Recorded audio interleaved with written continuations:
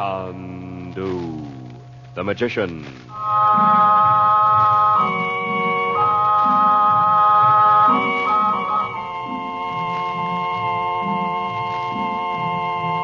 Good evening, ladies and gentlemen. For your listening pleasure, the makers of White King granulated soap bring you Chandu, the magician. But before we continue our story of romance, intrigue, and high adventure, we'd like to have a word with you about your 3-times-a-day job of washing dishes. When you wash your dishes tonight, we hope you wash them in rich, thick, White King soap suds. For if you are one among the many thousands who prefer soap suds in your dishpan, we'd like to remind you that White King is a grand dishpan soap. Those wonderful White King soap suds stand up rich and thick in water that is comfortable and kind to your hands. Yes, indeed, White King suds are so gentle, they are safe for pretty hands. For washing clothes or dishes, you'll say, I love White King, because nothing washes like soap, and there is no soap like White King. And listen, when you buy White King at your grocer's, be sure to save those box tops, won't you?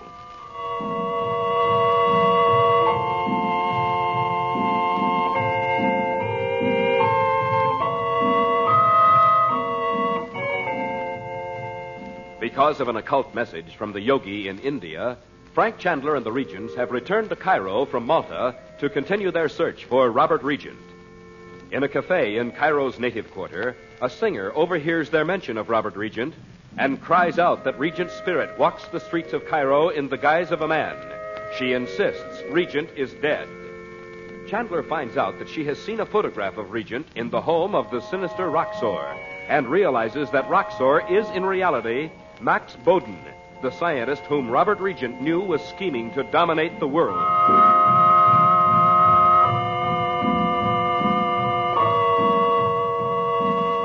Later, when they reach Princess Naji's home, they find Amin Mikhail, the father of Abdallah the Bedouin, awaiting them.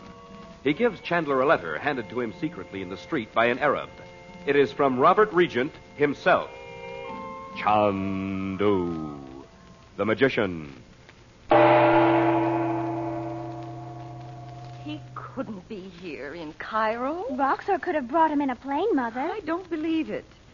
If Robert had been right outside our door, he'd have come in. But, Mother... He wouldn't just push a letter into the hands of a perfect stranger. He did the only thing he could, Dorothy. It's a miracle he managed to come near this house. Roxor wouldn't let Robert go out anywhere, even if he were in Cairo. He got away from him once. He wasn't alone, Dot.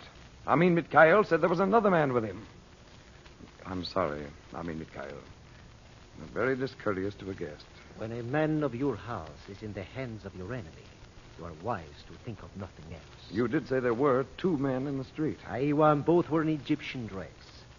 Does Robert Regent wear the dress of this country? We never thought of that. Did you, Uncle Frank? No, but it's possible.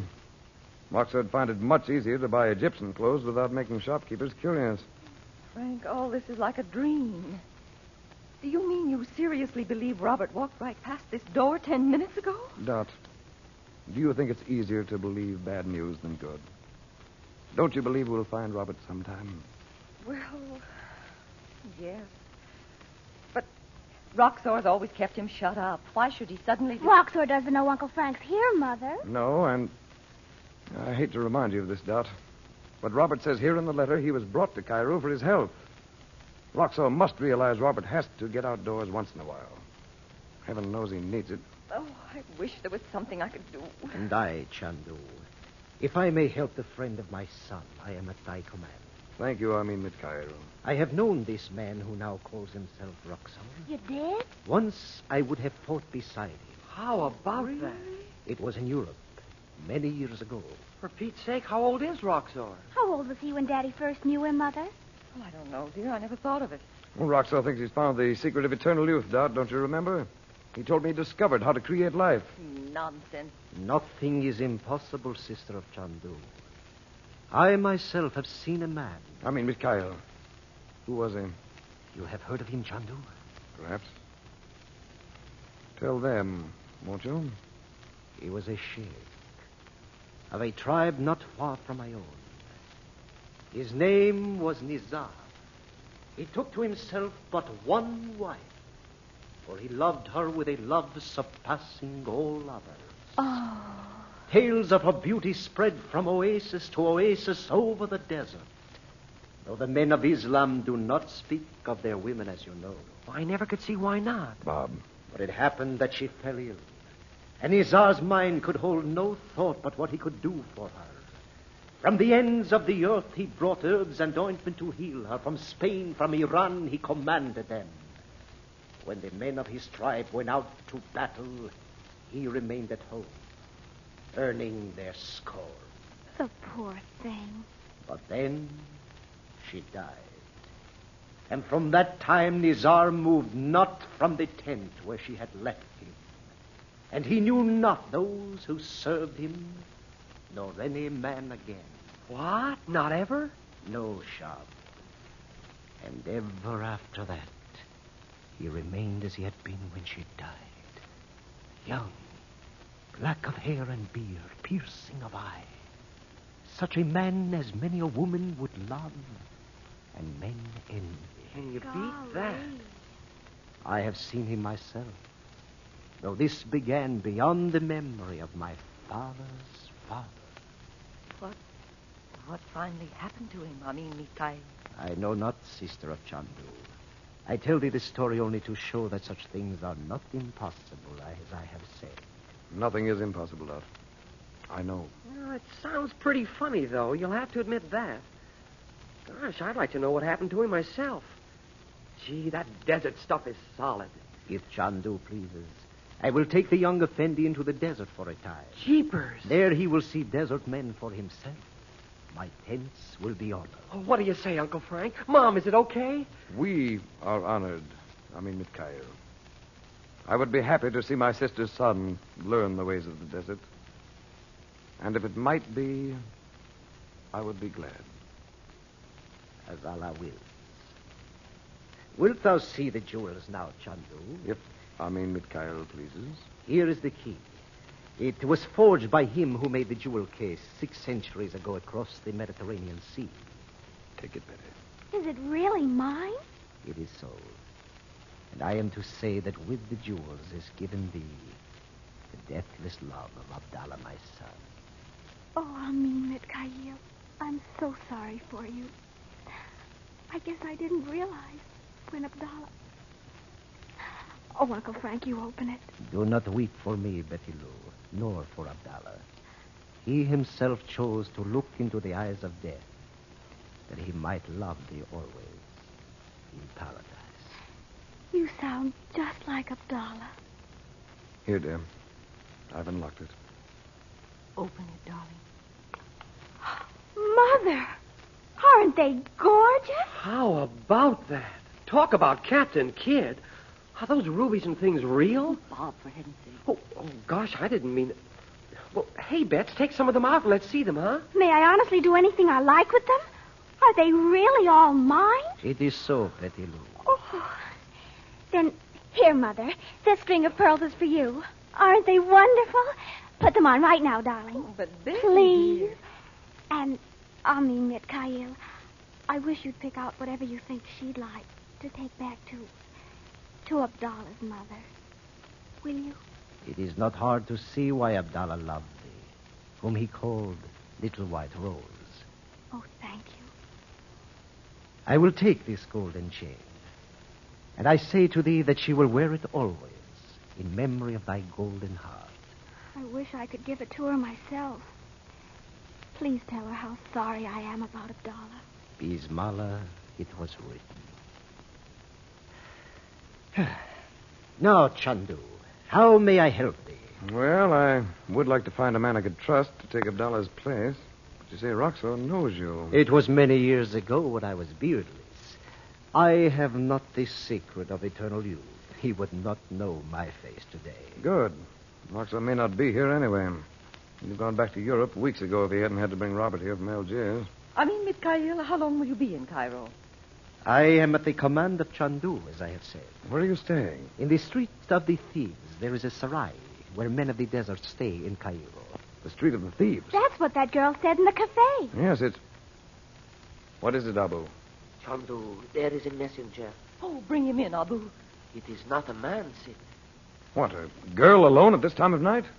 Bring her in. I bet I know who she is, Bob. Who, for Pete's sake? Judy Allen. It's just like her. Oh, she doesn't know where we are. You want to bet? Bob, did you tell Judy we were coming back to Cairo? Oh, I didn't know it myself when we saw her in Algiers, Mom. She said they were coming to Egypt, though. Gosh, maybe I did tell her we stayed at Najee's when we... Hey, that's not Judy Allen. Frank, it's the girl from the cafe. Depende. You are called Chandra. Yes. What is it? Don't be afraid. Come over here. You are the wife of one of the spirits, of course. Oh, they have not. Let it go, Betty. What's the message? My master wishes that you come to his house. You are to come alone. You will find one whose life is in danger. You told your master you saw us in the cafe of the Desert Moon. Is that it? But then I did not know. Who is your master? His name is Ben Ali. His house is in the street of the thieves. Oh, that again. Why did he send you with this message instead of a man? Because if there are guards and I am killed, Malish. What does she mean, Uncle Frank? She means it doesn't matter. You can believe her, Chandu. It is true. She is only a woman. I'll never understand these people. You will come, Chandu. I will show you the way. Go into a place like that at night alone? Of course he won't. That's not the point, Don. Tell Ben Ali he'll have to think of a better story than that. You do not believe what I have said. Why should I? Then I am to let you see. This. Robert's ring. Is it? Look at it closely, Dot. Be sure. Oh, yes, I told you I had it made for him myself. There couldn't be another one like it. Oh, let us see, will you, Mother? Bob and I never did see it. It could be a copy, Dot. I will sit. In the street of the jewelers are men skilled in such arts. I know it's Robert. Then you will come with me. Not just yet. Sit down here. I want to ask you some questions. The last time we saw Dad's ring, Abdallah had it on. He returned it to Roxar Shab. I know it. Mashallah. What is that? What? Hey! What are you looking at? The small one there. What do you mean? The small one there at the window. Aragne, the spider. Ah!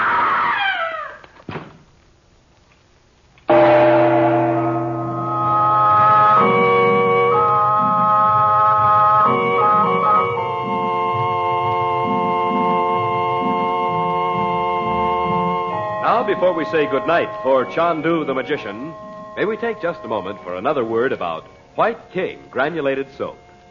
Perhaps you have recently had the pleasure of installing a brand new washing machine in your home. If you have, be sure to take good care of it. And remember that no washing machine can work any better than the soap you use. We hope that your soap is White King, the first soap ever invented for washing machine use. Always a good soap. Today, White King is better than ever. That's why we say there is no better soap for any washer, new or old. Today, White King's creamy suds wash your clothes cleaner than ever, faster than ever. Wash off surface dirt and wash out hidden dirt. So no matter what type or brand of washing machine you choose, may we remind you that nothing washes like soap, and there is no soap quite like White King. That's why we know you'll love White King.